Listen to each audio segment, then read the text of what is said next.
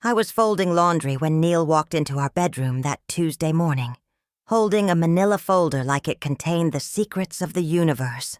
43 years of marriage, and I'd learned to read his expressions like weather patterns. This one meant he wanted something big. "Eloise, honey, I need to talk to you about something important," he said, settling onto the bed I'd just made. The same bed where he'd slept through our anniversary 3 weeks ago. Same as every year, before. I kept folding his shirts, creasing each sleeve with the precision I'd perfected after decades of making his life smoother. But what would happen if I finally asked him to co-sign something for me instead? Before we jump back in, tell us where you're tuning in from, and if this story touches you, make sure you're subscribed because tomorrow I've saved something extra special for you. I suppose I should start at the beginning, though beginnings are slippery things when you've lived as long as I have. At 62, I've come to understand that every day contains a dozen small beginnings, tiny moments where you choose to stay the same or step into something different. Our house sits on Maple Street in Cedarport, Maine, 3 blocks from the harbor where the salt air carries stories of fishing boats and summer tourists. I can hear the foghorn on misty mornings, a sound that used to comfort me but lately feels like a warning. The house itself is a 1920s colonial that Neal's grandmother left us, painted sage green with white trim that I touch up every spring. The front porch wraps around 2 sides, furnished with wicker chairs where I drink my morning coffee and watch neighbors walk their dogs. I retired from teaching 5th grade 2 years ago, after 40 years at Cedarport Elementary. Those children taught me more than I ever taught them about resilience, curiosity, and the courage to ask difficult questions. My classroom was on the 2nd floor, overlooking the playground where generations of kids learned to navigate friendships and disappointments. The walls were covered with student artwork and inspirational quotes, including one that haunts me now. The only way to make sense out of change is to plunge into it, move with it, and join the dance. Neal and I met in 1979 at a church social, when I was 19 and he was 22. He'd just returned from 2 years in the Coast Guard, full of stories about rescuing boats in rough seas. His hands were already weathered from handling ropes and engines, and when he laughed, his whole face transformed into something boyish and irresistible. I was fresh out of teachers' college, working at the elementary school and living in a tiny apartment above the pharmacy downtown. He courted me with the kind of attention that made other girls envious. Flowers on random Tuesdays, handwritten notes slipped under my windshield wipers, surprise picnics on the beach where we'd watch the sunset, paint the water in shades of amber and rose. I felt chosen, special, like I was the star of my own romantic movie. When he proposed on Christmas Eve 1980, kneeling in the snow outside the church after midnight service, I said yes before he finished asking the question. We married the following June in a simple ceremony at First Methodist with reception. Tables set up in the church basement decorated with mason jars full of wildflowers. I wore my mother's dress, altered to fit my smaller frame, and carried white roses from Mrs. Henderson's garden. Neal looked handsome in his rented tuxedo, though I noticed he kept checking his watch during the ceremony, eager to get to the party. The early years felt like an adventure. We lived in a converted apartment above the marina where Neal worked as a mechanic, fixing boat engines and dreaming of bigger things. I taught school during the day and helped him with paperwork in the evenings, balancing ledgers and writing invoices in my careful teacher's handwriting. He talked constantly about starting his own business, buying his own boat, becoming the kind of entrepreneur who could provide adventures instead of just working for other people's dreams. Gavin arrived in 1983, a colicky baby who demanded every ounce of energy I possessed.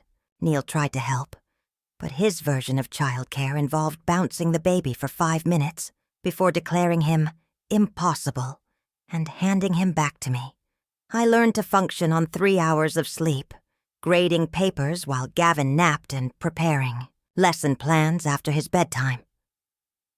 Neal's dreams grew bigger and more expensive during those years, requiring loans and investments that always seemed to come with my signature attached. The pattern established itself so gradually, I barely noticed. Neal would come home excited about some new opportunity.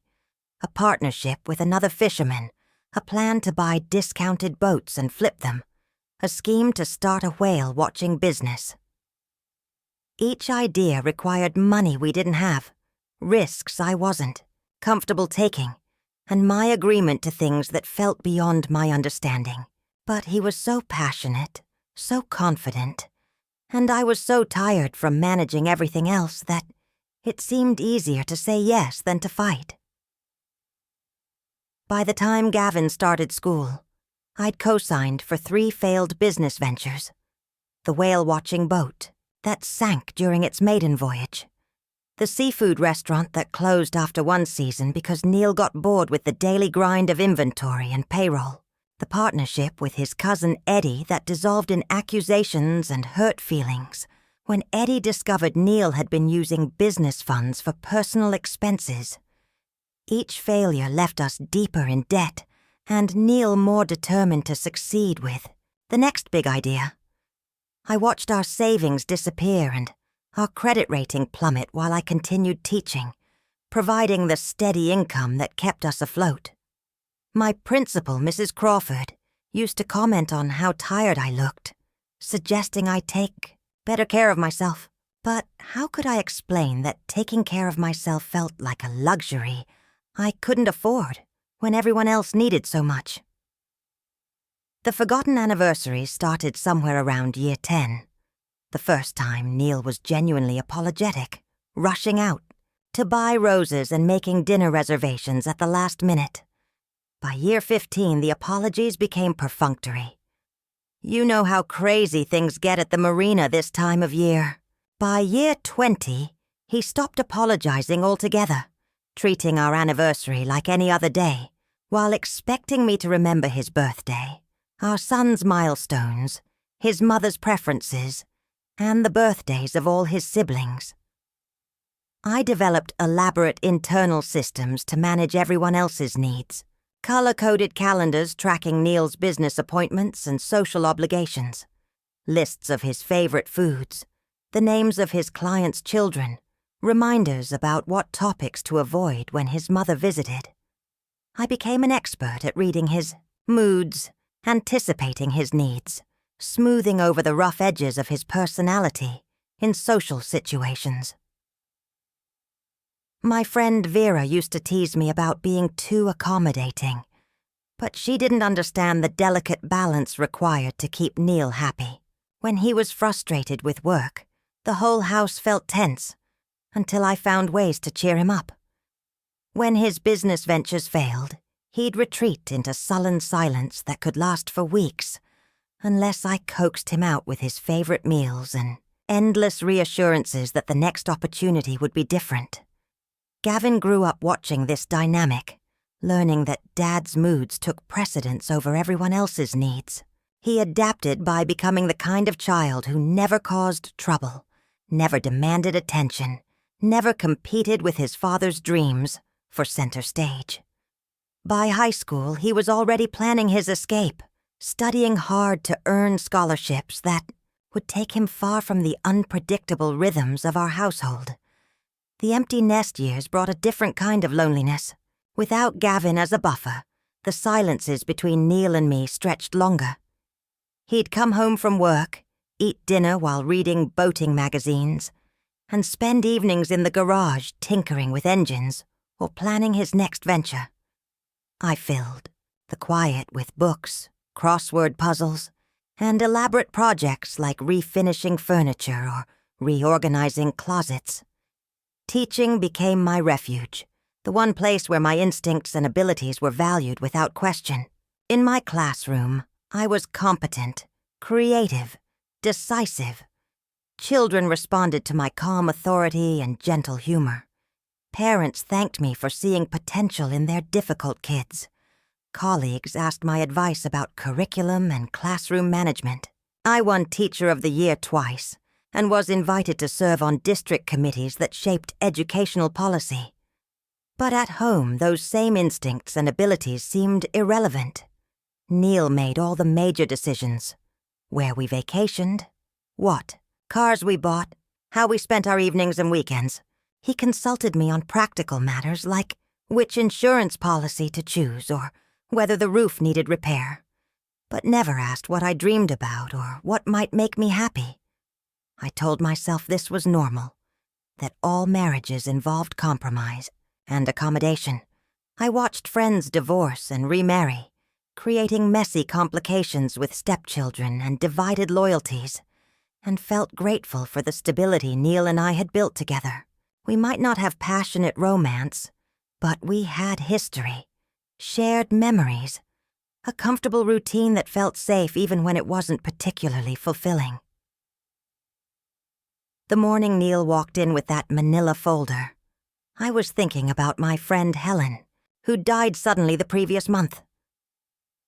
At her funeral, her daughter read a letter Helen had written years earlier, describing dreams she'd never pursued and adventures she'd never taken. I kept waiting for the right time. Helen had written, but the right time never came. I looked at Neal settling onto our bed, preparing to ask for something that would cost me more than money, and wondered if this was my right time finally arriving. Neal spread the contents of the manila folder across our quilted bedspread like he was dealing cards for the most important game of his life. Financial projections, market analysis, architectural drawings of what looked like a small marina complex. His enthusiasm filled the room the way it always did when he had a new scheme, infectious and overwhelming. "This is it, Eloise. This is the opportunity I've been waiting for my whole life." He picked up a glossy brochure featuring sleek boats and smiling families. "Harbor View Marina is going up for sale. Charlie Morrison's finally ready to retire, and he's giving me first right of refusal." I sat down beside him, careful not to disturb his carefully arranged papers. Harbor View Marina sat on prime waterfront property at the mouth of Cedarport Bay, with deep water access and enough dock space for 50 boats. Charlie had built it from nothing 30 years ago, and it had been the envy of every marina owner on the coast ever since. "It's beautiful," I said, because it was. The photos showed pristine docks, a modern clubhouse, and boat slips that gleamed white against the blue water. But Charlie must be asking a fortune for it. 2.3 million. Neal said the number, like it was perfectly reasonable, like we regularly discussed investments in the millions. But here's the thing. Charlie likes me. We've known each other for years, and he respects the work I did at Oceanside Marina before I went independent. He's willing to finance part of it himself, and I've already talked to 3 investors who are interested in partnering with me. I picked up one of the financial projections, trying to make sense of the rows of numbers. The revenue estimates looked optimistic, assuming the marina would operate at full capacity within 2 years. The expense projections seemed low, particularly for maintenance and staffing. But what caught my attention was a line item labeled Personal Guarantee, E. Cartwright, 450. Neal, what's this personal guarantee? He glanced at the paper in my hands and something flickered across his face. Annoyance, maybe, that I was focusing on details instead of sharing his excitement. "It's just a formality. The bank wants additional security for the loan, so they need both our signatures. You know how conservative banks are." I knew how conservative banks were. I also knew that a personal guarantee meant we'd be liable for nearly $500,000 if the business failed. Our house was worth maybe $300,000, And my teacher's pension was my only real asset. Everything else, our savings, our retirement accounts, had been depleted by Neal's previous ventures. How much of our own money would we need to put in? That's the beautiful part. Neal's smile was the same one that had charmed me 43 years ago. I've worked it all out. We refinanced the house. Rates are still pretty good, and use the equity as our down payment. With your teacher's pension as additional security, the bank is confident about approving the loan. My teacher's pension, the one thing I'd protected through all his previous business disasters, the foundation of my retirement security, the proof that 40 years of dedication to other people's children had been worth something tangible. He was talking about it, like it belonged to both of us, like it was just another asset in his entrepreneurial toolkit. Neal, my pension isn't something we can use as collateral. It's my retirement. Our retirement, he corrected gently. And this marina will be our retirement. Think about it, Eloise. Instead of scraping by on your pension and Social Security, we'll have a thriving business that provides steady income and grows in value every year. We'll be set for life. I stood up and walked to the window, looking out at our modest backyard where I'd planted a vegetable garden, and Neal stored his collection of boat parts under a blue tarp. The contrast between my small, careful cultivation and his grand, expensive dreams felt suddenly stark. What happens if it doesn't work out? What if the business fails, like... I stopped myself before listing his previous failures, but we both knew what I wasn't saying. Neal's voice hardened. This is different. Those other things were learning experiences, ways of building up to something like this. I know the marina business now. I understand what went wrong before and how to avoid those mistakes. I'd heard variations of this speech, so many times I could recite it myself. This time was always different. This time he'd learned from past mistakes. This time he had better partners, better timing, better information. This time, success was guaranteed. The investors you mentioned, how much are they contributing? Neal shuffled through his papers, avoiding my eyes. Well, they're still finalizing their commitments. Business people like this need time to evaluate opportunities properly. But Frank Delacroix is very interested. He's the one who owns those 3 restaurants in Portland. And there's a group from Boston that specializes in waterfront development. Frank Delacroix was Neal's fishing buddy, a man who'd made money in restaurants but knew nothing about marinas.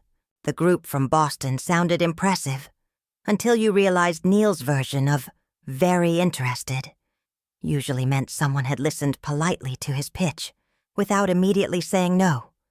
So right now, it's just us putting money up front? Initially, yes.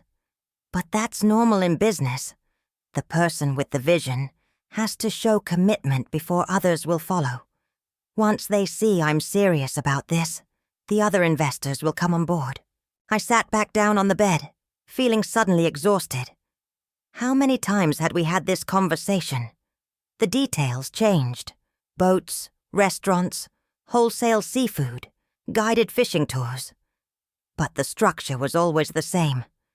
Neal's grand vision, my practical questions, his reassurance that this time was different, my eventual capitulation because fighting seemed harder than going along.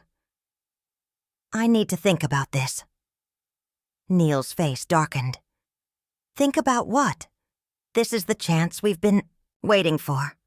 Charlie's not going to hold this opportunity forever. If I don't give him an answer by Friday, he'll offer it to someone else. Friday. 4 days to decide whether to risk everything we'd built together on another one of Neal's dreams. 4 days to evaluate projections I didn't understand. Trust. Investors who hadn't committed. And believe in a business plan that required my signature but not my input. I want to talk to Gavin about it. Gavin? Neal's voice rose with incredulity. What does Gavin know about business? He's been working for other people his whole career. He doesn't understand what it takes to build something from scratch. He understands finance. He can look at these projections and tell me if they make sense. These projections were prepared by professionals. Eloise, accountants and business consultants who know a hell of a lot more about marina operations than our son does. I picked up the business plan again, flipping through pages of charts and graphs and optimistic assumptions. In the margins, I could see Neal's handwriting. Notes about improvements he wanted to make, services he planned to add, dreams he was already spending money we didn't have. I also want to talk to someone at the bank. If I'm going to guarantee this loan, I need to understand exactly what that means. Neal stood up abruptly, gathering his papers with sharp, frustrated movements. Fine. Talk to whoever you want. But remember, while you're asking questions and second-guessing everything, other people are making decisions and moving forward. This isn't the kind of opportunity that waits around for people who can't recognize what's right in front of them. He stuffed the papers back into the manila folder and headed for the bedroom door. I'm going to call Charlie and tell him we need until Friday. But I hope you realize what you're risking here. It's not just money, Eloise. It's our future. After he left, I sat alone on our bed, looking at the indentations his papers had left on the quilt. Our future. As if the 43 years we'd already lived together didn't count. As if everything we'd built could only be validated by this next grand gesture. I walked to my dresser and opened the bottom drawer, pushing aside winter sweaters, until I found the small wooden box I'd hidden there years ago. Inside was a business plan of my own, handwritten pages outlining my dream of opening a bookstore cafe, complete with financial projections and a list of potential locations. I'd worked on it during the summer of 1998, when Gavin was 15 and absorbed in teenage dramas, when Neal was distracted by his latest venture, when I'd allowed myself to imagine a different kind of future. I'd never shown it to anyone. By the time I finished writing it, Neal's wholesale seafood business was failing, and we needed my steady teaching income more than ever. The bookstore dream went back into the drawer, where it had remained for 24 years, gathering dust beneath sweaters I rarely wore. But holding it now, I remembered the woman who'd written those pages. She'd had dreams of her own, plans that didn't require anyone else's signature or approval. She'd calculated startup costs and researched suppliers, and imagined conversations with customers who would browse her carefully curated shelves. That woman felt like a stranger now, someone I'd known briefly, and then forgotten. But as I sat in our bedroom, surrounded by the evidence of Neal's newest dream, I found myself wondering what she would have said about guaranteeing a loan that could cost her everything. She would have asked better questions. She would have demanded real answers. She might even have said no. I called Gavin that evening after Neal left for his weekly poker game at Eddie's house. Our son lived in Boston now, working for a financial consulting firm that specialized in small business acquisitions. At 39, he had the kind of steady success that came from careful planning and risk management, qualities he'd learned from watching Neal's spectacular failures as much as from his expensive education. "Mom, you sound tired." Gavin's voice carried the gentle concern that had made him such a careful child. "Everything okay?" I settled into my reading chair by the living room window, where I could watch the harbor lights twinkle across the water. "Your father has a new business opportunity." The silence on the other end of the phone spoke volumes. Gavin had learned to be diplomatically quiet about Neal's ventures, but I could hear his skepticism in the pause. "Tell me about it." I described the marina proposal as objectively as I could, reading from Neal's projections and explaining the financial structure as I understood it. Gavin listened without interrupting, occasionally asking clarifying questions about timelines and investor commitments. "Mom, can you email me the business plan? I'd like to look at the numbers more carefully. Your father might not like that. Dad doesn't have to know. But if you're being asked to guarantee nearly $500,000, you have every right to get professional advice. That's your money at risk, not his. My money." It was strange to hear Gavin phrase it that way, when I'd spent so many years thinking of everything as ours. But he was right. My teacher's pension, my portion of the house equity, my retirement security. These weren't abstract assets in Neal's business portfolio. They were the foundation of my future independence. "The projections look awfully optimistic," I said, reading from the revenue estimates. "They're assuming full occupancy by year 2 and annual growth rates of 15%. That's aggressive for any business, especially in a seasonal market, like Maine. Mom, I have to ask, have you looked into Harborview Marina's current financial situation? If Charlie Morrison is selling, there might be a reason beyond retirement." I hadn't thought of that. Neal's presentation had focused entirely on the opportunity, the potential, the bright future waiting for someone with vision and courage. But if the marina was such a gold mine, why was Charlie selling it to Neal instead of keeping it in his family, or selling to a larger competitor? "I could do some research," Gavin continued. "Look at their tax records, check for liens or pending lawsuits. It's public information, and it might give you a better sense of what you'd be buying into." After we hung up, I sat in the dark living room, thinking about the different ways to look at the same opportunity. Neal saw Harborview Marina as validation of his lifetime of struggles, proof that persistence eventually paid off. Gavin saw it as a financial risk that needed careful evaluation. I was beginning to see it as something else entirely, a test of whether I still had the courage to protect my own interests. The next morning, I drove to First National Bank to meet with Iris Delgado, the loan officer Neal had mentioned. The bank sat on Main Street in a restored Victorian building that had housed Cedarport's financial needs for over a century. Iris met me in a conference room decorated with seascapes and photos of local fishing boats, her professional demeanor softened by a warm smile. "Mrs. Cartwright, it's nice to meet you. Your husband spoke very highly of you when we discussed the Marina project." Iris was younger than I'd expected, maybe 45, with graying hair pulled back in a neat bun and sharp eyes that seemed to miss nothing.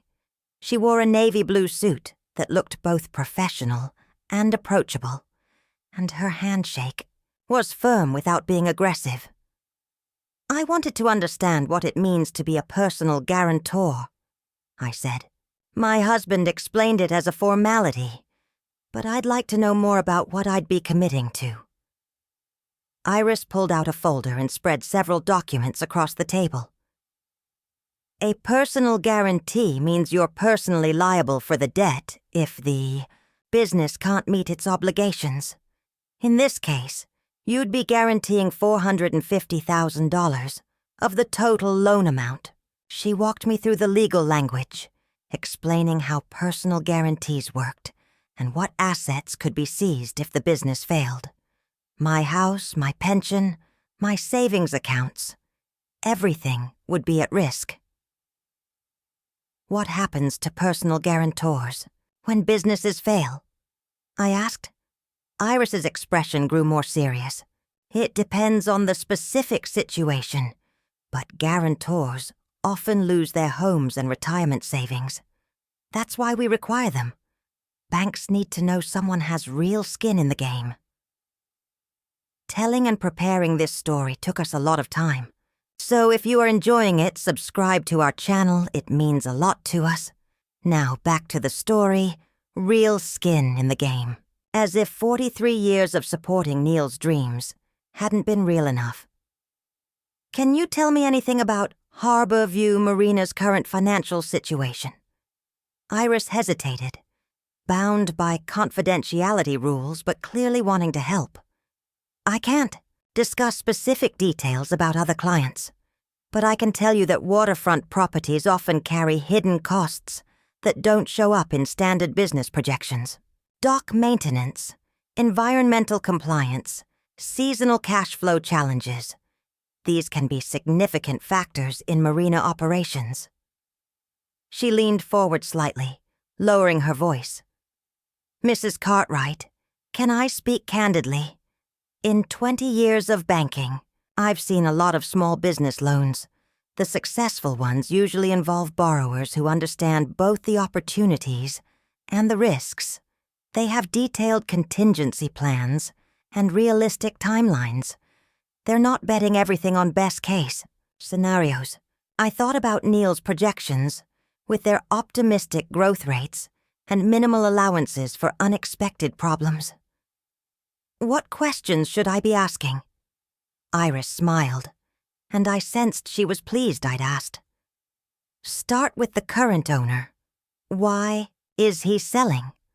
What challenges has he faced? What seasonal patterns should you expect? Then look at your proposed partners. Do they have written commitments or just verbal interest? Finally, consider your own situation. What would happen to your retirement if this investment doesn't work out? Driving home, I felt both more informed and more confused. Iris had confirmed my instinct that the marina deal was riskier than Neal presented, but she'd also made me realize how little I understood about our actual financial situation. I knew my teacher's pension details and the approximate value of our house, but Neal handled everything else. Investments, tax planning, business expenses that seemed to fluctuate wildly from year to year. That afternoon, I did something I'd never done before. I called our accountant, Jim Morrison, no relation to Charlie, and made an appointment to review our financial situation without Neal present. I want to understand what we own and what we owe, I told Jim when I sat across from his cluttered desk 3 days later. If we were to guarantee a large loan, what would that mean for our retirement security? Jim pulled out thick folders containing years of tax returns and financial statements. As he walked me through our assets and liabilities, a disturbing picture emerged. We had less saved than I'd realized and more debt than I'd understood. Neal's previous business ventures had left a trail of losses that he'd been steadily writing off for years. Your teacher's pension is really your strongest asset, Jim said, echoing what Iris had told me. It's guaranteed income for life, protected from creditors in most circumstances. But if you use it as collateral for a business loan, that protection disappears. He pulled out a calculator and showed me various scenarios. If the marina succeeded as projected, we'd be comfortable in retirement. If it failed completely, we'd be destitute. If it struggled along without making money, probably the most likely outcome, we'd be locked into years of stress and declining security. What would you do? I asked. Jim removed his glasses and rubbed his eyes tiredly. Mrs. Cartwright, I've been doing Neal's taxes for 15 years. He's a good man with big dreams, but his track record with business ventures is challenging. If this were my retirement security at stake, I'd want to see a much more conservative business plan, with a lot more backup funding. That evening, I sat at my kitchen table with all the information I'd gathered spread out before me. Gavin had emailed his research on Harbor View Marina, which revealed declining revenues over the past 3 years and several outstanding lawsuits, from slip renters complaining about inadequate maintenance. The Boston investors Neal had mentioned were nowhere to be found in any public records. Frank Delacroix's restaurants were struggling with post-pandemic debt. Neal came home late from another meeting with Charlie Morrison, full of excitement about minor details he'd negotiated. Exclusive rights to sell fuel, permission to expand the parking area, a discount on the purchase price if they closed by month's end. Charlie's really motivated to make this work, Neal said, loosening his tie and settling into his recliner. He likes the idea of selling to someone local, someone who understands the community. Have you asked him why he's selling? Neal's expression shifted, a flicker of annoyance crossing his face. Because he's 78 years old and ready to retire. What kind of question is that? I talked to someone at the bank about the marina's financial history. They mentioned it's had some challenges lately. Every business has challenges, Eloise. That's why Charlie's willing to sell at a reasonable price instead of holding out for top dollar. If Harborview was printing money, he wouldn't be offering it to me. I wanted to point out that this seemed like a contradiction. Was the marina a golden opportunity, or a struggling business Charlie was eager to unload? But I could see Neal's defenses rising, the way they always did when I asked questions that complicated his narrative. I've been thinking about our retirement, I said instead. If we put the house and my pension at risk, what happens if the business doesn't work out? Neal stared at me for a long moment, his face cycling through surprise, disappointment, and something that looked like betrayal. You're not going to sign, are you? The question hung in the air between us, heavy with 43 years of accommodation and compromise. Every previous time I'd eventually said yes. I'd signed the papers, provided the guarantees, enabled the dreams that felt more important than my own security. I don't know yet, I said, and the honesty of it surprised us both. I couldn't sleep that night. Neal lay beside me, snoring softly with the righteous exhaustion of someone whose conscience was clear, while I stared at the ceiling fan, turning lazy circles in the darkness. Through our open window, I could hear the harbor sounds that had lullabied me for decades. The gentle slap of waves against dock pilings, the distant hum of a fishing boat heading out for the dawn catch, the lonely call of a foghorn somewhere in the bay. At 3 a.m, I gave up on sleep and padded to the kitchen to make tea. The house felt different in the deep quiet of night, more like my space and less like the backdrop for Neal's larger-than-life presence. I settled at the kitchen table with my steaming mug and found myself looking at our wedding photo on the nearby shelf. We looked so young, so confident in our matching smiles and formal poses. Neal's arm around my waist was possessive but gentle, and my eyes held a sparkle I hadn't seen in mirrors for years. We'd been planning a life together then, 2 people with equal weight in the decisions ahead. When had that balance shifted? When had I become the supporting character in Neal's story instead of the protagonist of my own? I retrieved the photo album from the living room bookshelf and spread 43 years of memories across the kitchen table. Our honeymoon in Bar Harbor, both of us grinning beside Cadillac Mountain. Neal's first fishing boat, a rusty trawler he'd named Eloise's Dream, in a gesture that seemed romantic until I realized the dream was entirely his. Christmas mornings with toddler Gavin, the 3 of us arranged around presents that grew more expensive as Neal's ambitions grew larger. The photos told a story I'd been too close to see while living it. In the early pictures, Neal and I stood, side by side, equal partners in the frame. But gradually, I began appearing more often in the background, watching Neal demonstrate some new piece of equipment, holding Gavin while Neal posed with his latest business partner, smiling supportively while he cut ribbons or shook hands or held up fish he'd caught. By the time Gavin was in high school, I was nearly invisible in our family photos, the woman behind the camera capturing Neal's adventures rather than having any of my own. The next morning brought an unexpected visitor.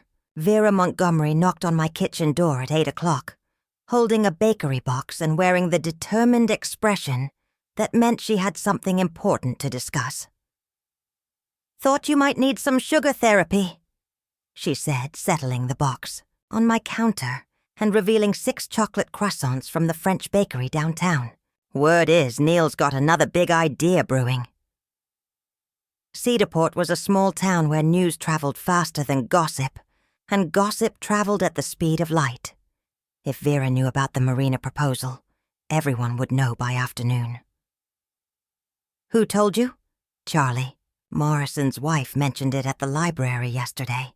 She's thrilled they might finally be able to retire to Florida like they've been planning for 10 years. Vera poured herself coffee without asking, a privilege earned through 25 years of friendship. She'd been my maid of honor, Gavin's honorary aunt, and the one person who'd never stopped challenging me to think bigger about my own life. "So tell me about this marina business, and don't give me the glossy version Neal's been spreading around town. I want to know what you're really thinking."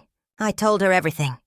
The personal guarantee, my meetings with Iris and Jim, Gavin's research, the sleepless nights spent wondering if I was being prudent or cowardly. Vera listened with the fierce attention she brought to everything important, occasionally asking pointed questions that made me think harder about my own motivations. "Here's what I don't understand," she said when I finished. "Why is this your decision to make at all? You're not asking Neal to guarantee your debts.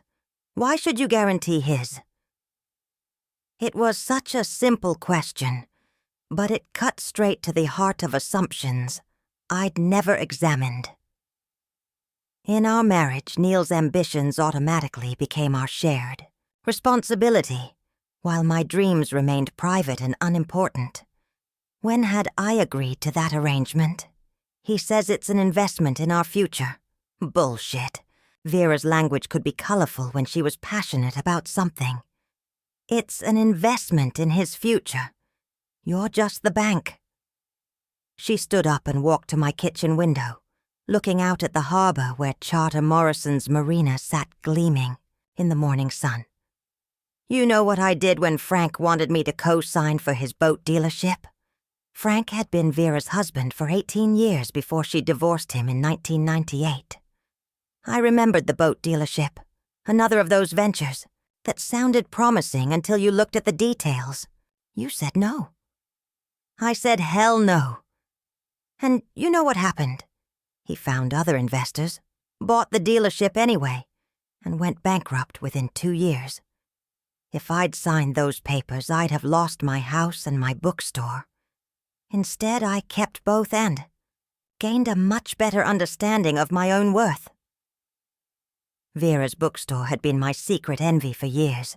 After her divorce, she'd used her settlement money to buy the old Woolworths building downtown and transformed it into the kind of literary haven I'd dreamed about creating. She hosted author readings, book clubs, and writing workshops. The local newspaper featured her recommendations in their weekend edition.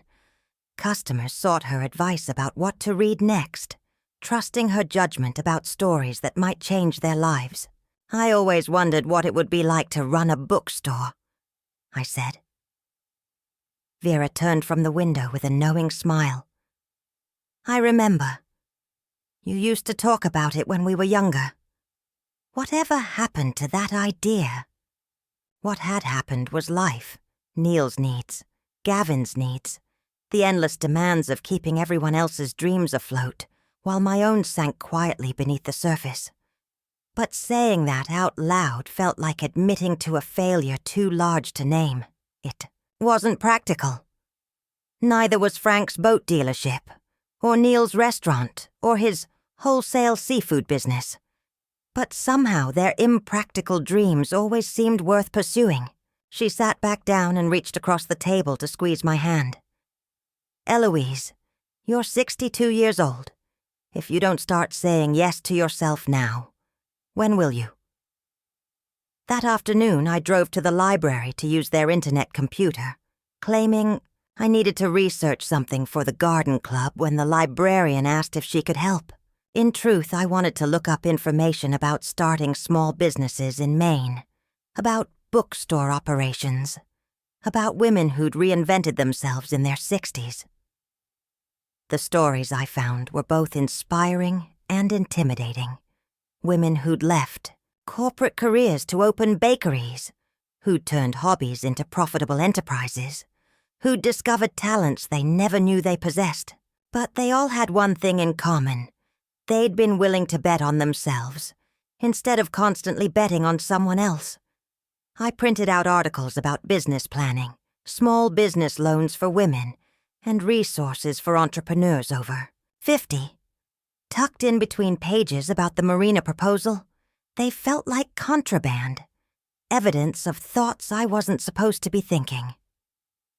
Neal found the printouts that evening while looking for his reading glasses, which he'd left on the kitchen counter beside my stack of papers. "What's this?" He held up an article titled, "Starting a Business After 50, A Woman's Guide to Second Act Entrepreneurship." My cheeks flushed with embarrassment, as if I'd been caught stealing rather than researching. Just something I was curious about. Curious about what? Starting your own business. His tone carried a mixture of amusement and condescension that made my embarrassment flare into anger. Maybe. Would that be so strange? Neal set down the papers and looked at me with the patient expression he reserved for my most unrealistic ideas. "Honey, you just retired from teaching. Isn't it a little late to be thinking about starting over?" Too late. At 62, I was apparently too old for new dreams, but not too old to guarantee his debts. Too old for my own adventures, but not too old to fund his latest scheme. "You're 65 and starting a marina business. That's different. I've been working toward this my whole life. I understand boats and harbors and the marine industry. What do you know about running a business?" The question stung because it was partly fair. I didn't know about profit margins or inventory management or customer acquisition, but I knew about dedication, about serving others' needs, about persistence in the face of daily challenges. Weren't those business skills too? I know about working with people. I know about managing budgets and solving problems, and staying committed to something even when it gets difficult. Neal's expression softened into the kind of gentle condescension that was somehow worse than outright dismissal. "Of course you do. You've been wonderful at managing our household and supporting my work. But running a business is different. It's riskier, more competitive. You need a certain kind of aggressive instinct. Aggressive instinct.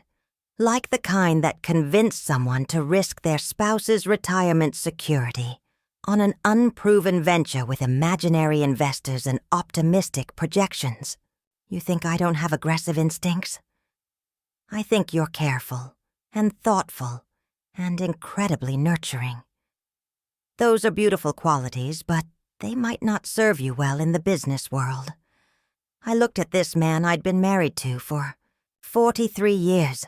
This person who thought he knew everything about my capabilities and limitations, and felt something shift inside my chest. A door that had been closed for decades suddenly creaked open, letting in air and light and possibility. "Maybe you don't know me as well as you think you do." Neal laughed, not unkindly, but with the certainty of someone who'd never questioned his own perceptions. "I know you better than anyone, Eloise. We've been together most of our adult lives."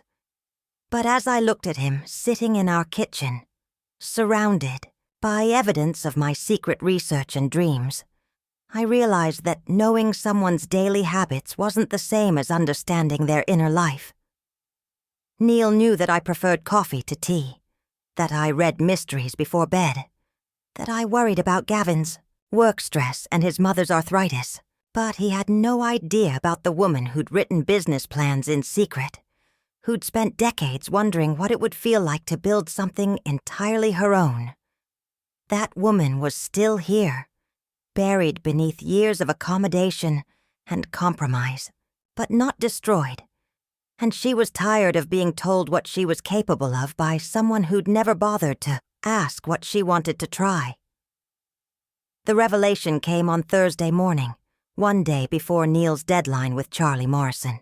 I'd agreed to accompany Neal to a final meeting with the prospective investors, partly to show support, and partly to evaluate these mysterious partners he'd been promising would materialize.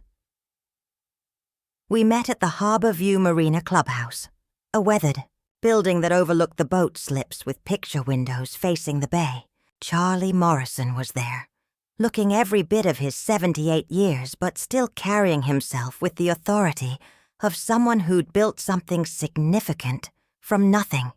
The supposed investors were Frank Delacroix, whom I'd met at various social functions, and two men Neal introduced as representatives from Boston Development Group. The Boston men, Marcus Webb and David Chen, looked professional in their navy blazers and khakis, but something about them seemed off. They asked very few questions about the marina's operations and seemed more interested in the property's development potential than its current business model. The waterfront location has tremendous possibilities beyond just boat storage, Marcusy said, spreading a map across the clubhouse table. With the right zoning changes, this could accommodate condominiums, retail space, maybe even a small hotel. Charlie Morrison's face darkened. I thought we were talking about keeping this as a working marina. That's what Neal and I discussed. Of course, David interjected smoothly. The marina would remain the primary use. We're just exploring ways to maximize the property's value over time. I caught Frank Delacroix's eye and saw my own confusion reflected there. This wasn't the business plan Neal had shown me, which focused entirely on marina operations and boat services. These men were talking about real estate development, about changing the fundamental nature of what they were buying. After an hour of increasingly uncomfortable discussion, the meeting ended with vague promises to finalize the partnership details and coordinate the financing timeline. As we walked to our car, I could feel Neal's tension radiating like heat from pavement. That went well, he said, but his voice carried forced optimism that didn't match his expression. Neal, those men aren't interested in running a marina. They're planning to develop the property. They're investors. Investors always look for multiple revenue streams. That's how business works. I stopped walking and turned to face him in the marina parking lot, with the afternoon sun glinting off boat, hulls and the smell of salt air mixing with diesel fuel. Is that what you want? To turn this place into condominiums? Neal's face cycled through several emotions before settling on defensive irritation. I want to make money, Eloise. I want to build something successful for once in my life.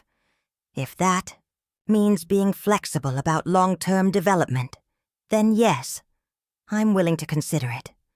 But I could see in his eyes that he was as disturbed by the conversation as I was. The Neal who'd fallen in love with boats and harbors, who'd spent his life working with his hands around engines and rigging, didn't want to become a real estate developer. He wanted to run a marina, to be the kind of man other boaters respected, and sought out for advice. That evening I called Gavin to tell him about the meeting. His response was immediate and alarmed. Mom, this sounds like a development scam. They're using Dad to get control of waterfront property, and once they have it, they'll push him out and build whatever's most profitable. But he'd still own part of the business. Not if the partnership agreement gives them control over major decisions. Mom, you need to see the actual partnership documents before you sign anything. And you need to understand that Dad might not realize what he's getting into. After we hung up, I sat in our living room trying to understand how Neal could be so perceptive about boat engines and so naive about business relationships. The answer, I was beginning to realize, was that he wanted this opportunity so desperately that he was willing to ignore warning signs that would have alarmed him in any other context. Friday morning arrived with the weight of deadline pressure. Neal had been up since 5, pacing the house and making phone calls to Charlie Morrison and various other people involved in the deal. By the time I joined him for breakfast, he'd already consumed enough coffee to fuel a fishing boat. Charlie wants an answer by noon, he said, buttering toast with agitated movements. The Boston group is ready to move forward, and Frank is prepared to commit $50,000 as soon as we sign the partnership agreement. $50,000 from Frank, whose restaurants were struggling with debt. A partnership with developers who saw the marina as just another piece of real estate. A business plan that had evolved from marina operations to waterfront development without any acknowledgement that this represented a fundamental change in direction. Neal, I need to ask you something, and I want you to really think about your answer. He looked up from his toast, coffee cup halfway to his lips. If you could run Harbor View Marina exactly the way you wanted, without any partners or investors, what would it look like? For a moment, his face softened into something approaching wonder. It would be a real working marina. Clean docks, well-maintained. Facilities, fair prices for slip rental. I'd offer boat repair services, maybe some marine supply retail. I'd know every boat owner by name and help them solve problems instead of just collecting rent. That sounds wonderful. It is wonderful. It's everything I've been working toward. But that's not what you're buying, is it? You're buying into a development project where other people will make the real decisions. Neal set down his coffee, cup with a sharp clink against the saucer. I'm buying the opportunity to be involved in something bigger than I could create on my own. Sometimes you have to compromise to get what you want. But I could see the doubt in his eyes, the recognition that his dream marina and the Boston Group's development project were incompatible visions. He was being asked to choose between his actual dreams and his desperate need to prove he could succeed at something significant. What if there was another way? What do you mean? I took a deep breath, knowing that what I was about to say would change everything between us. What if you didn't try to buy Harbor View Marina? What if you started smaller, maybe bought one of those old properties on the other side of the harbor and built something entirely your own? Neal stared at me as if I'd suggested he grow wings and fly to the moon. Start smaller? Eloise, I'm 65 years old. I don't have time to start smaller. This is my chance to do something significant before it's too late. But would it be significant if you're just a minor partner in someone else's development? Project? His face flushed with anger, and something that looked like panic. Are you saying you won't sign the guarantee? The question hung between us like a bridge that could only be crossed in one direction. For 43 years, I'd always eventually said yes to Neal's dreams, even when they scared me, even when they failed, even when they cost us money we couldn't afford to lose. My willingness to say yes had become the foundation of our marriage, the proof of my love and loyalty. But sitting in our kitchen that Friday morning, looking at this man who'd never asked what I dreamed about, who'd never wondered if I might have ambitions of my own, who'd assumed my retirement security was just another asset in his entrepreneurial toolkit, I finally understood something that should have been obvious years ago. Saying yes to his dreams had always meant saying no to my own. I'm saying I need more time to think about it. Neal's face went through a series of transformations. Surprise, disbelief, anger, and finally something that looked like betrayal. More time? Charlie needs an answer today. The investors are ready to move forward. Everything is finally coming together, and you want more time? I want to understand what I'm really agreeing to. I want to see the partnership documents and talk to a lawyer and make sure we're not risking everything for something that might not exist. It exists, Eloise. I've been working on this for months. I've put everything into making this happen. You've put everything into it. But what have you put of mine into it? The question seemed to genuinely confuse him. What do you mean? My pension, my signature, my security, my future. You've been spending my assets like they're yours to spend, making commitments on my behalf without asking if I agree. Neal stood up abruptly, his chair scraping against the kitchen floor. We're married, Eloise. What's yours is mine, and what's mine is yours. That's how marriage works. But I was beginning to understand that our marriage had never worked that way. What was mine had always been ours, available for Neal's use whenever he needed it. What was his had always been his, subject to his control and vision. I'd been so trained to think of myself as half of a couple that I'd forgotten I was also a whole person, with my own rights and dreams and choices. I won't sign the papers today. The words came out more firmly than I'd expected, carrying a certainty that surprised us both. Neal stared at me as if I'd suddenly begun speaking a foreign language. You won't sign. I won't sign without understanding what I'm agreeing to and why it requires everything I've worked for my entire life. Neal grabbed his car keys from the counter with movements that were sharp with frustration and disappointment. Fine. I'll tell Charlie we need more time. But I hope you realize what you're doing here, Eloise. This isn't just about money. This is about whether you believe in me, whether you trust me, whether you want me to succeed or fail. After he left, I sat alone in our kitchen, feeling simultaneously liberated and terrified. I'd finally said no to Neal about something that mattered, but I had no idea what would happen next. What I did know was that the woman who'd just refused to sign those papers wasn't the same woman who'd been folding laundry 3 days ago. She was someone I was just beginning to meet, someone who asked questions instead of just providing answers, someone who had dreams of her own worth protecting. I liked her already. The weekend that followed was unlike any in our 43 years of marriage. Neal retreated into cold silence, coming and going without explanation, while I moved through our house like a ghost haunting her own life.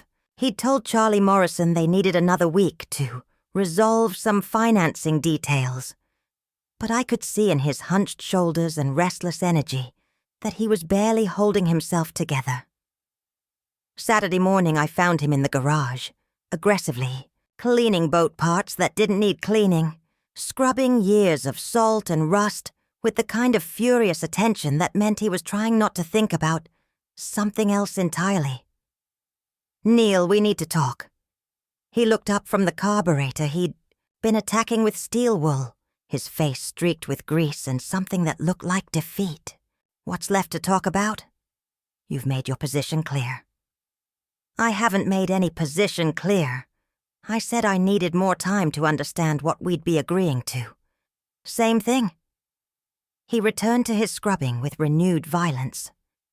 Either you trust me or you don't. Either you believe in this opportunity, or you think I'm some kind of fool who can't recognize a good deal when he sees one. I sat down on his workbench, pushing aside an array of spark plugs and gaskets to make room. The garage smelled of motor oil and metal polish, familiar scents from a lifetime of watching Neal restore engines and repair equipment with patient expertise. This isn't about whether I trust you. It's about whether I trust us to survive if this doesn't work out the way you're hoping. Neal set down his steel wool and looked at me directly for the first time in 2 days. What if it does work out? What if this is the break I've been working toward my whole life, and you're the one person standing in the way? The accusation hit harder than I'd expected. How many times had I heard variations of this argument? I was too cautious, too negative, too focused on what could go wrong instead of what might go right.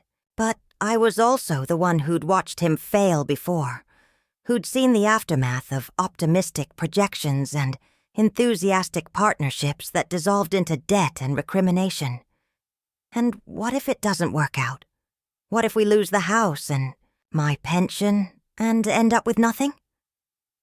Then we'll figure something else out. We always have. But that wasn't true, and we both knew it.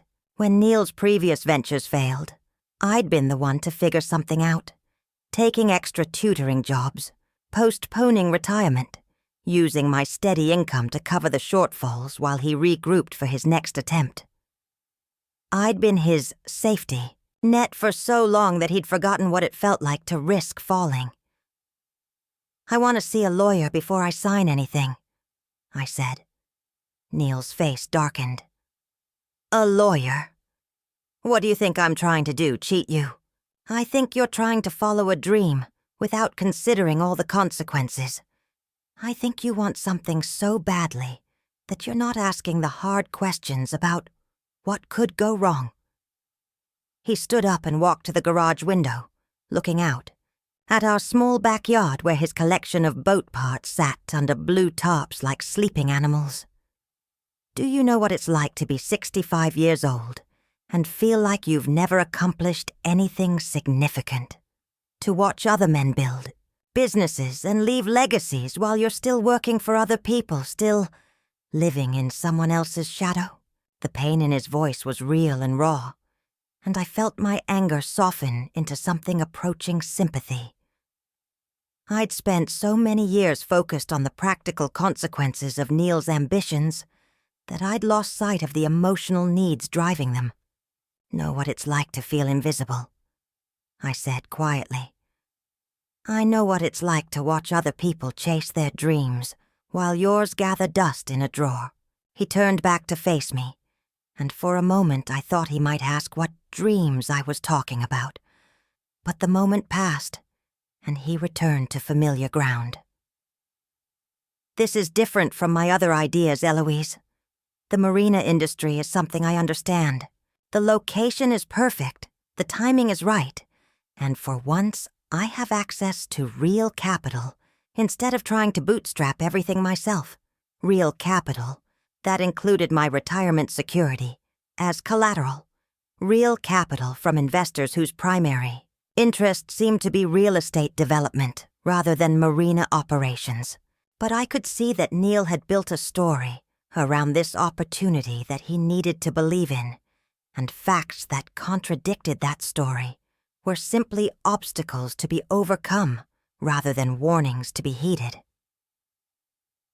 Sunday evening brought unexpected support in the form of Gavin, who drove up from Boston without warning and knocked on our door just as we were finishing a silent dinner of leftover meatloaf and tension. "I was in the neighborhood," he said, embracing me on the front porch. "Thought I'd stop by and see how you're doing." Gavin was never in the neighborhood of Cedarport, unless he'd made a special trip. At 39, he'd inherited my tendency to worry, and Neal's ability to take action when something concerned him. His presence felt like reinforcement arriving, just when I needed it most. Neal greeted his son with wary politeness, as if Gavin's unexpected visit might be part of some conspiracy against the marina deal. We settled in the living room with coffee, and the kind of careful conversation that happens when everyone is thinking about the same thing, but no one wants to be the first to mention it. Finally, Gavin cut through the diplomatic dance. "Dad, I looked at the business plan you gave Mom. I have some concerns about the financial projections and the partnership structure." Neal's defensive shields went up immediately. "Concerns based on what? You've never run a marina or worked in the marine industry." No, but I've analyzed enough small business acquisitions to recognize when something doesn't add up. The revenue projections assume occupancy and pricing levels that Harbor View has never achieved. The partnership agreement gives your investors veto power over major decisions. And the personal guarantee puts Mom's retirement security at risk for a venture with a high probability of failure. High probability of failure? Neal's voice rose with indignation. Based on what analysis? You've spent an hour looking at paperwork, and you think you understand a business I've been preparing for my entire life. Gavin pulled out a folder thick with documents and spreadsheets.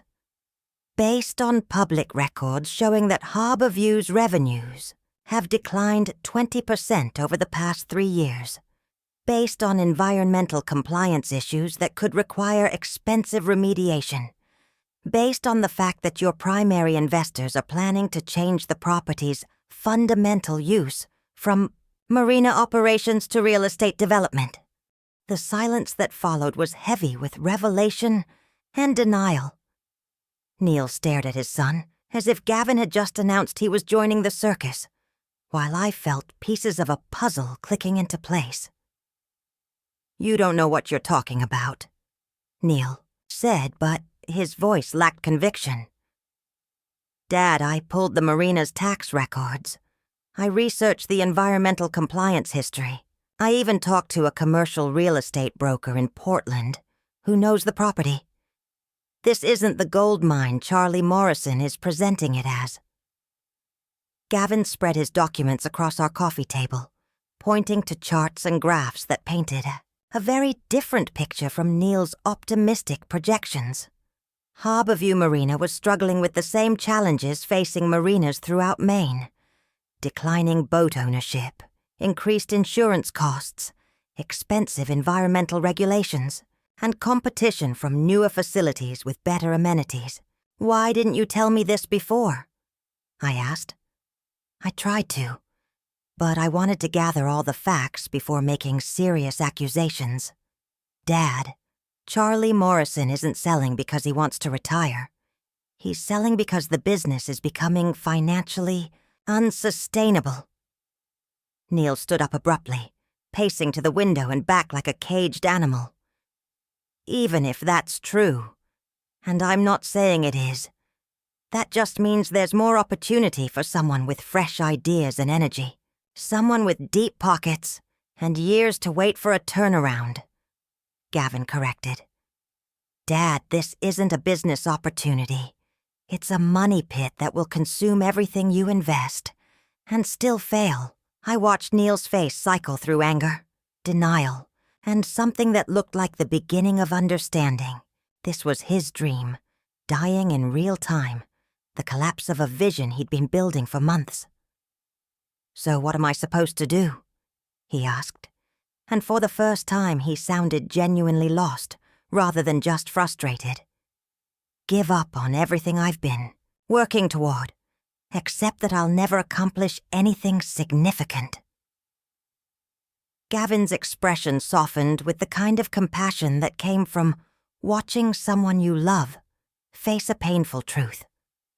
Dad, you've accomplished a lot. You've worked hard your whole life, supported a family, earned the respect of everyone in the marine industry around here. But this particular opportunity isn't the answer. Then what is the answer? The question hung in our living room like a challenge to all of us. What was the answer for a 65-year-old man who'd spent decades chasing dreams that remained just beyond his grasp?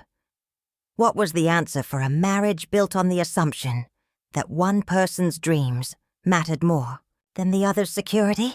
I found myself thinking about something Vera had said earlier in the week, about women who'd started new careers in their 60s, who'd discovered that experience and wisdom could be more valuable than youth and energy. Maybe the answer wasn't just about Neal's dreams. Maybe it was about both of us, finding ways to build something meaningful with the time we had left. Maybe the answer is starting smaller, I said. Maybe it's finding ways to use what you know without risking everything we've built together. Neal turned to look at me with an expression I couldn't quite read. Starting smaller. You could offer marine consulting services, boat repair and maintenance. Maybe lease a small space somewhere instead of trying to buy an entire marina. That's not building a legacy. That's just working. What's wrong with working? You're good at what you do. People trust your expertise. Maybe the legacy isn't about owning the biggest marina on the coast. Maybe it's about being the person other boat owners come to when they need help. Gavin nodded enthusiastically. Dad, you could build a consulting business with almost no startup costs. Use Mom and Dad's equity to buy equipment instead of risking it on a marina that's already failing. For a moment, I thought Neal might consider it. His expression shifted from defensive anger to something approaching thoughtfulness. But then his face hardened again, and I could see him rejecting anything that felt like settling for less than his grand vision. I didn't spend 40 years in this business to end up as a glorified handyman, he said. This marina opportunity is the chance I've been waiting for. If you don't believe in it, fine. But don't ask me to give up on the biggest opportunity of my life because you're afraid of taking risks. Gavin gathered his documents with the careful movements of someone trying not to lose his temper. Dad, it's not about being afraid of risks. It's about recognizing when something isn't a risk, but a certainty. This marina deal will fail, and when it does, you'll lose everything.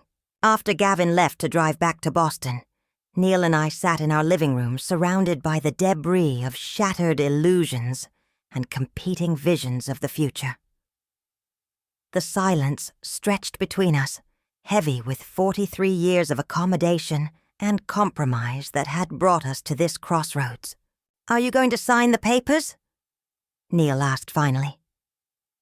I looked at this man I'd loved for so long, this person whose dreams had shaped our entire life together, and realized that the question he was really asking was whether I loved him enough to risk everything for his happiness. But I was beginning to understand that love didn't require me to destroy myself, to save him from consequences he wasn't willing to face. No, I said. I'm not going to sign the papers. The word hung in our living room like smoke from a fire that couldn't be extinguished. Neal stared at me as if I'd just announced I was leaving him for another man, his face cycling through disbelief, anger, and something that looked like genuine fear. You're serious. I'm serious. He stood up and began pacing again, his movements sharp with agitation. Do you understand what you're doing? This isn't just about signing papers, Eloise. This is about whether our marriage means anything to you. The accusation stung because it contained just enough truth to hurt. Our marriage did mean something to me. 43 years of shared history, memories, compromise, and love. But I was beginning to understand that it had meant something different to each of us. Our marriage means everything to me, I said. But I won't risk everything we've built together for a business plan that doesn't make sense. It makes perfect sense. You just don't understand it because you've never taken a real risk in your life. The words hit like a physical blow, carrying decades of accumulated frustration and resentment. I'd never taken a real risk. I'd risked my heart by marrying him. I'd risked my financial security by co-signing his previous loans. I'd risked my dreams by putting his needs ahead of my own for 43 years. I've taken risks, I said quietly. I've just taken them for you instead of for myself. Neal stopped pacing and turned to face me fully, his expression shifting from anger to something approaching desperation. Then take this risk with me. One more time.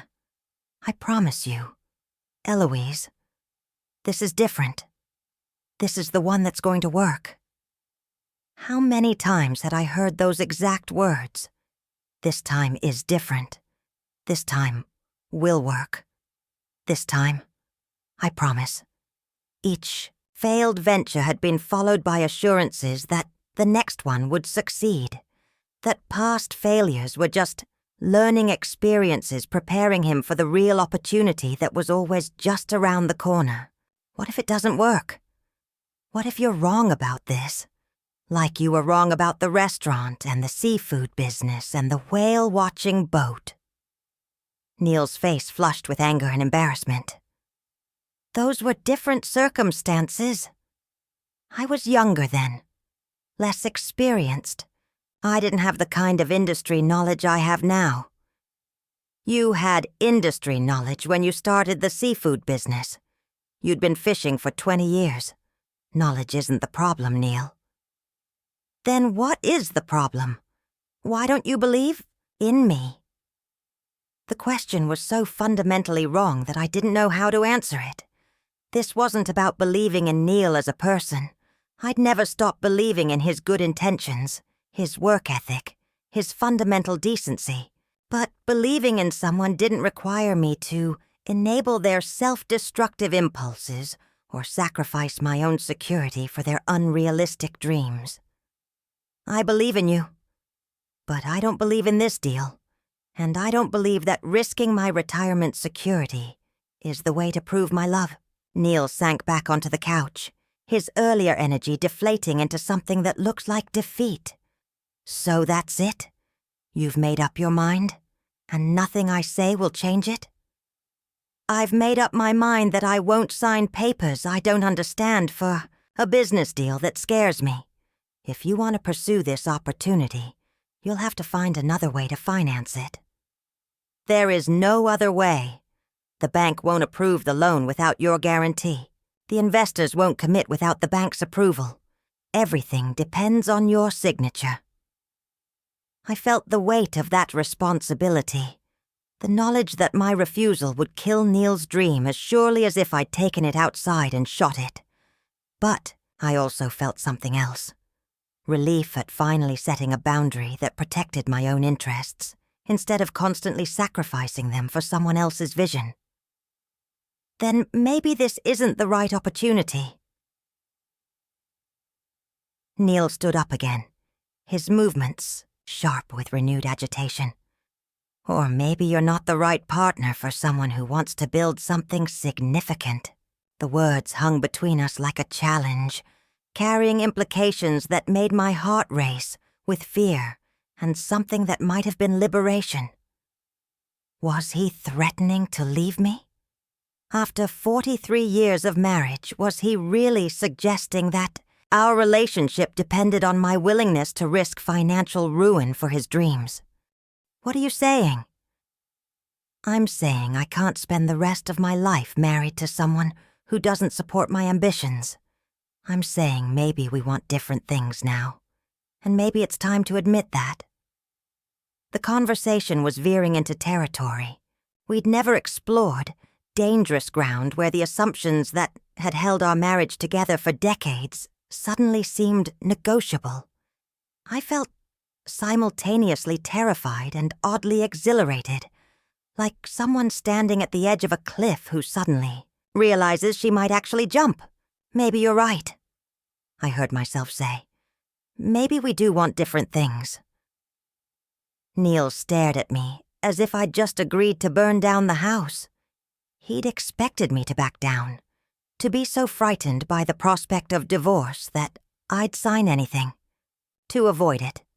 The fact that I wasn't retreating seemed to alarm him more than my refusal to guarantee his loan. You don't mean that? I don't know what I mean anymore, but I know I'm tired of being treated like my opinions don't matter, like my security is just another asset for you to spend on your dreams. That's not how I treat you, isn't it? When did you last ask what I wanted? When did you last consider my dreams instead of just assuming I'd support yours? Neal opened his mouth to answer, then closed it again, apparently realizing he couldn't think of a single example. The silence stretched between us. heavy with recognition and regret. "Your dreams," he said finally. "What dreams? You never told me you had dreams you weren't pursuing." The statement was so perfectly Neal, placing the responsibility on me for not sharing dreams he'd never encouraged, not expressing ambitions he'd never asked about. But it also opened a door I'd been afraid to walk through for years. I wanted to open a bookstore. I wrote a whole business plan in 1998, researched locations, calculated startup costs, dreamed about creating a place where people could find books that might change their lives. Neal's expression shifted from defensive anger to genuine surprise. "You never mentioned that." "I tried to. But you were dealing with the seafood business failing, and we needed my steady income from teaching, and it never seemed like the right time to add another risk to our lives. So, you just gave up on it?" I put it aside. For us. For our family. For our security. The same way I've put aside a lot of things over the years. Neal sat back down, looking genuinely shaken by this revelation. "I didn't know you felt that way. You never asked how I felt. You just assumed I was happy supporting your dreams, because that's what I always did. I thought you were happy. You never complained. I complained plenty. You just didn't hear it as complaining. You heard it as me being negative or unsupportive or afraid to take risks." Neal rubbed his face with both hands, suddenly looking every one of his 65 years. "So what are you saying? That you want a divorce? That you want to leave me and open a bookstore at 62? The questions were meant to sound ridiculous, to highlight how unrealistic my dreams were compared to his practical business opportunity. But they didn't sound ridiculous to me. They sounded like possibilities I'd been afraid to consider. "I'm saying I want to stop sacrificing my security for your dreams. I'm saying I want to matter in my own life instead of just being the person who makes everyone else's life possible. You matter, Eloise. You've always mattered. As your wife, as Gavin's mother, as the teacher who put everyone else's needs ahead of her own. But when did I last matter as myself? When did my wants and dreams and fears get equal weight in our decisions?" Neal stood up and walked to the window, looking out at the harbor lights that had been the backdrop for our entire marriage. "I don't know how to do this without you," he said finally. "I don't know how to be the kind of man I want to be if you don't believe in me." The admission was so vulnerable, so different from his usual confident assertions, that I felt my anger soften into something approaching pity. But I also recognized the manipulation embedded in his honesty, the implication that his identity and self-worth depended on my willingness to enable his dreams. Maybe you need to figure out how to believe in yourself instead of needing me to believe in you. And maybe you need to figure out how to take risks instead of always playing it safe. We stared at each other across our living room. Two people who'd shared a life for 43 years but were just now beginning to see each other clearly. The future stretched ahead of us, uncertain and frightening, and full of possibilities we'd never allowed ourselves to imagine. "I won't sign the papers," I said again. And this time my voice carried a finality that surprised us both. Neal nodded slowly, as if he was finally accepting something he'd been fighting for days. "Then I guess we have some decisions to make." "I guess we do." He gathered his marina documents from the coffee table, moving with the careful precision of someone trying not to break anything else. "I'm going to call Charlie tomorrow and tell him the deal is off." "And then what?" Neal paused at the living room doorway, his back to me. "I don't know. I honestly don't know what comes next." After he left the room, I sat alone in our living room, surrounded by 43 years of shared memories and shattered assumptions. I'd finally said no to Neal about something that mattered, but I had no idea what that meant for our marriage, our future, or the woman I was apparently becoming. What I did know was that I felt that lighter than I had in years, as if I'd been carrying a weight I hadn't even realized was there, until I finally set it down. The feeling was terrifying and liberating in equal measure.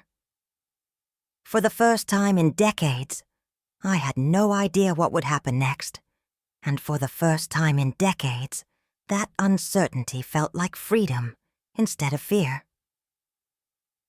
6 months later, I stood in the doorway of what would soon become Eloise's books, watching contractors install the last of the built-in shelving that would hold my carefully curated collection of stories.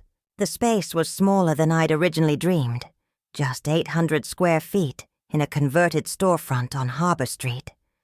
But it was entirely mine.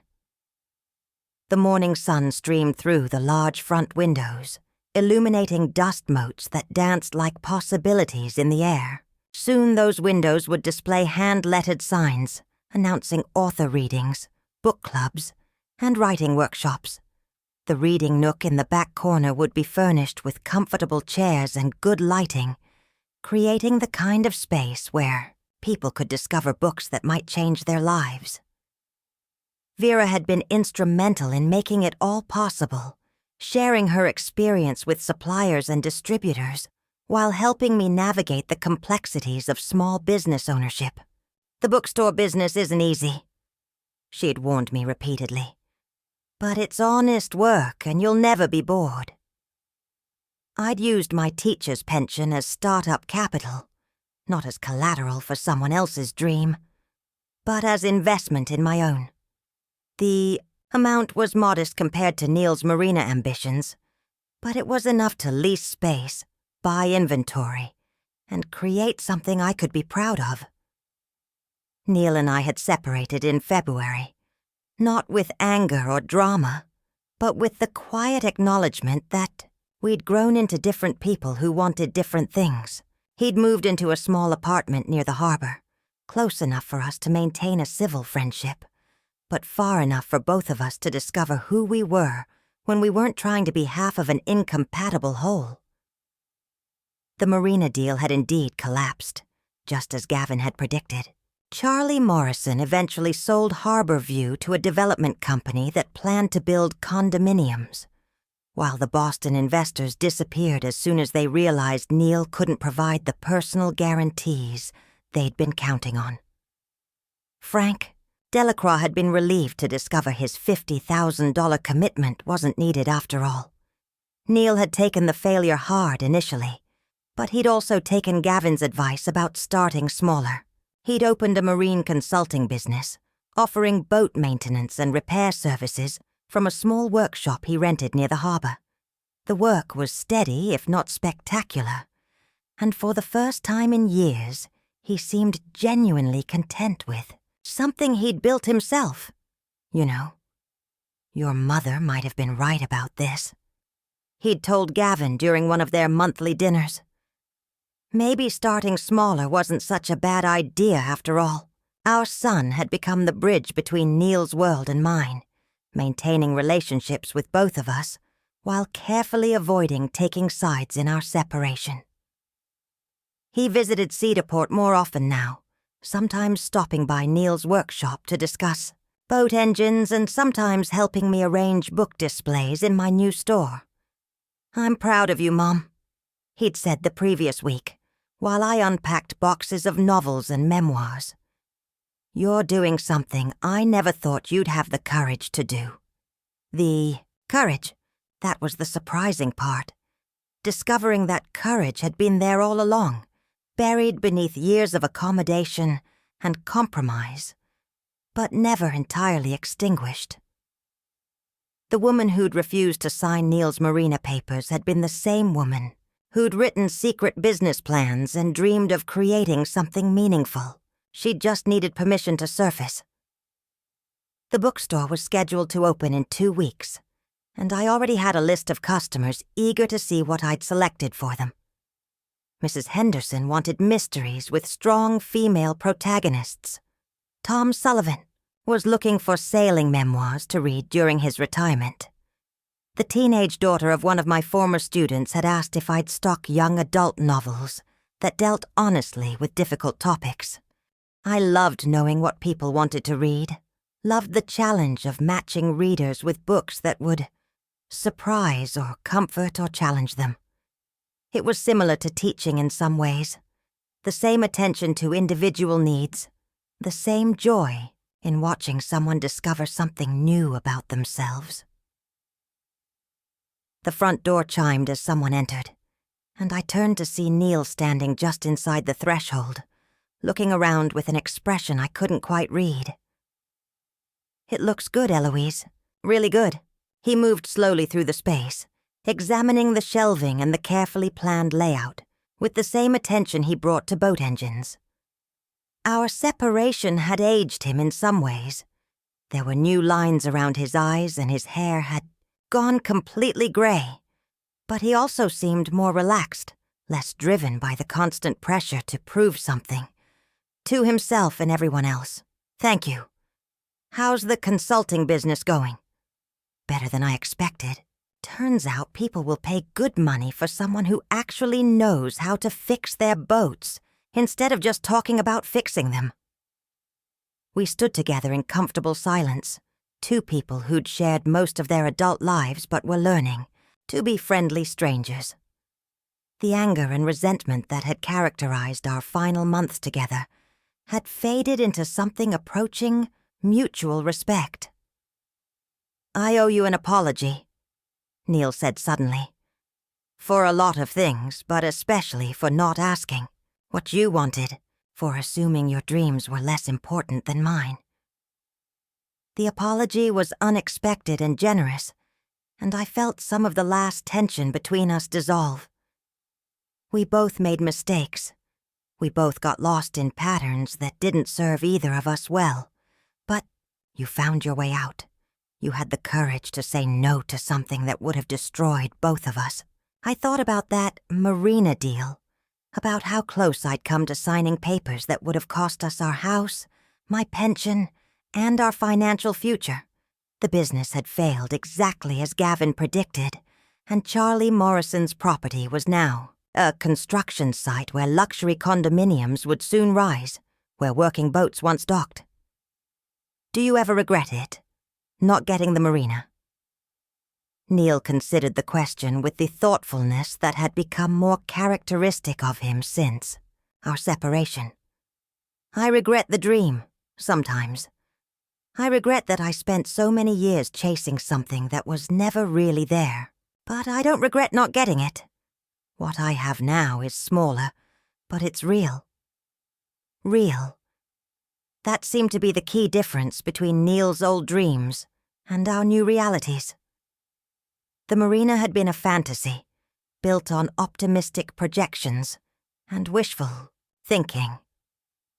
My bookstore was modest, but achievable, based on careful planning and realistic expectations. Neal's consulting business was steady work rather than spectacular success, but it provided satisfaction and independence. "Are you happy?" I asked. Neal smiled, and for the first time in years, it looked entirely genuine. "I'm content. I'm useful. I'm not constantly fighting against reality anymore. That feels like happiness to me." After he left, I continued unpacking books and arranging displays, thinking about the unexpected turns our lives had taken. 6 months ago, I'd been folding laundry and preparing to sign papers that would have risked everything for Neal's dreams. Now I was creating something entirely my own, preparing to open a business that reflected my values and interests. The separation had been difficult for both of us, but it had also been necessary. We'd been trying so hard to be the people we thought we should be, as a married couple, that we'd lost track of who we actually were as individuals. Now we were both discovering that the people we'd become separately were more interesting and accomplished than the couple we'd been together. I'd joined a book club, started taking pottery classes, and rekindled friendships that had been neglected during the years when Neal's needs dominated our social calendar. I'd also begun writing again, not the secret journal entries that documented my frustrations, but honest essays about marriage, identity, and the courage to change course in midlife. Vera had suggested I submit one of my essays to the local newspaper, and to my surprise, they'd published it. The response had been overwhelming. Letters from women who recognized their own stories in mine, phone calls from readers who wanted to discuss the challenge of maintaining individual identity within long-term relationships. "You found your voice," Vera had said after reading my second published essay. "It's been there all along, but now you're finally using it. Using my voice, speaking my truth, saying no when I meant no, and yes when I meant yes. These seemed like basic life skills, but they'd taken me 62 years to develop. The bookstore would open in 2 weeks, with a small reception featuring local authors and wine from a nearby vineyard. I'd invited Neal, and to my surprise, he'd accepted. We were learning to be friends in a way we'd never quite managed as spouses, with respect for each other's autonomy and appreciation for each other's accomplishments. As the sun set over Cedarport Harbor, painting the water in shades of amber and rose, I locked up my bookstore and walked home to the small apartment I'd rented above the yoga studio downtown. It was 1/3 the size of the house Neal and I had shared, but it felt spacious in ways that had nothing to do with square footage. That evening, I called Gavin to update him on the bookstore's progress and to hear about his life in Boston. He'd started dating someone new, a fellow financial consultant named Sarah, who shared his love of sailing and his careful approach to risk management. "She reminds me of you, Mom. Not physically, but in her thoughtfulness. Her way of asking good questions and really listening to the answers. I'd like to meet her sometime. I'll bring her up for the bookstore opening. She's excited to see what you've built." After we hung up, I sat in my reading chair by the window, looking out at the harbor lights and thinking about the woman who'd started this journey 6 months ago. She'd been afraid to say no to her husband's dreams, afraid to pursue her own ambitions, afraid to imagine a life that didn't revolve around someone else's needs. This woman, the one sitting in her own apartment, preparing to open her own business, writing essays that other people wanted to read, felt like both a stranger and someone I'd always known. She was braver than I'd expected, more resilient than I'd hoped, and more interesting than I'd allowed myself to imagine. The future stretched ahead of me, uncertain but full of possibilities I was finally brave enough to explore. I had a business to run, stories to discover, customers to serve, and perhaps most importantly, a life to live that was entirely my own. For the first time in 43 years, that felt like more than enough. It was a soft May morning when I unlocked the door to Eloise's books for the first time as a business owner. The key turned with a satisfying click, the kind that made you feel like you were opening more than just a storefront. I stepped into the space that had once been an ice cream shop and now smelled faintly of new paint, coffee grounds, and wood. Polish. The early sunlight filtered through the front windows, catching in the dust motes that floated like confetti in the air. For the first time in decades, I didn't belong to anyone else's schedule. There was no Neal pacing the kitchen, in frustration over loan paperwork. No student parents asking about test scores or behavioral issues. No list of obligations taped to the fridge. Only my quiet shop, the books I had chosen, and a freshly brewed pot of hazelnut coffee waiting on the back counter. It still startled me how much had changed in just under a year. The day I told Neal I wouldn't sign the papers, I'd felt both terrified and weightless, like a kite that had finally slipped its tether. He hadn't begged. He hadn't even argued. Just left, shoulders stiff, eyes narrowed not in anger but disbelief, as if he couldn't understand how someone like me, quiet, accommodating, loyal, had finally drawn a line in the sand. We separated a month later, not with fanfare or shouting, but with the heavy silence of two people who'd realized they were no longer building the same life. Neal moved into a modest apartment near the harbor and began offering marine consulting services, just like Gavin, and I had suggested. To his credit, he made it work. It didn't make headlines, no investors, no press releases, just honest labor, decent income, and work he could be proud of. I stayed in our house, alone, and it surprised me how quickly it began to feel like mine. At first, the quiet unnerved me. I missed the clatter of Neal's tools, even the rhythm of his complaints. But in their place came something else, clarity. I filled the silence with dreams I'd deferred. I dug out the old business plan I'd written in the 90s. Vera and Gavin helped refine it. I took a course through the local community college, attended a workshop for women entrepreneurs over 50, and filled notebooks with inventory lists and supplier contacts. The town of Cedarport responded with gentle curiosity.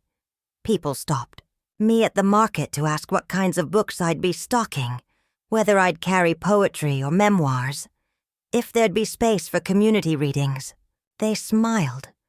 Not in that patronizing way people sometimes do when a woman starts over late in life, but with genuine warmth, as if maybe they'd always wondered what else Eloise Cartwright might do with her time.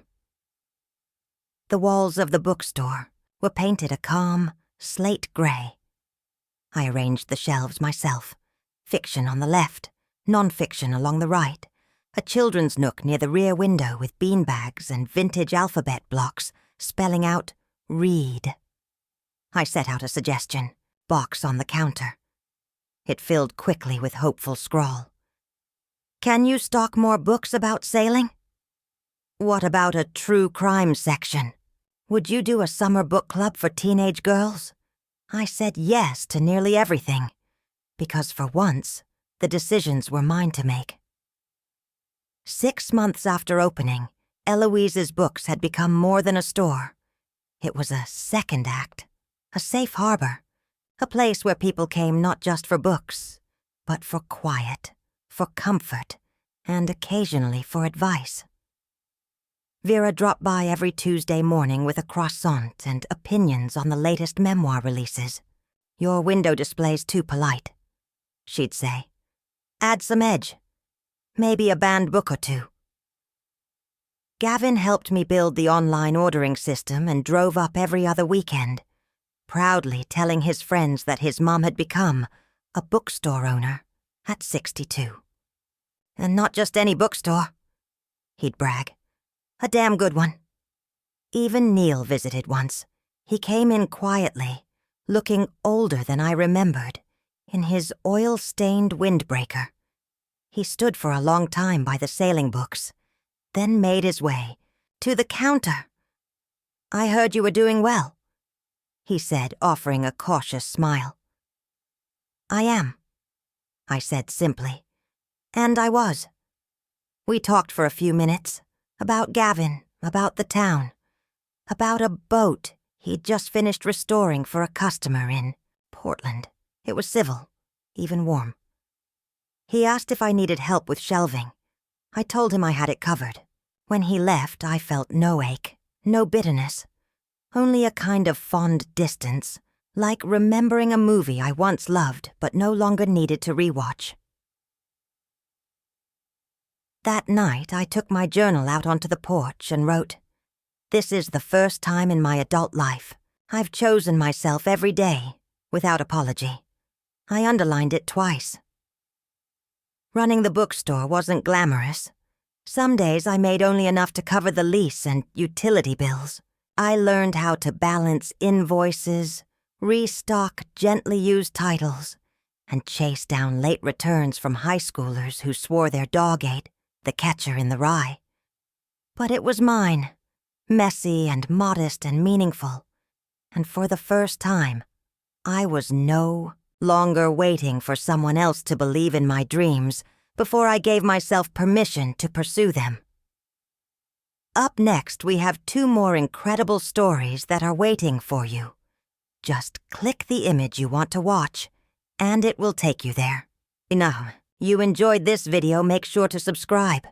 It would mean a lot.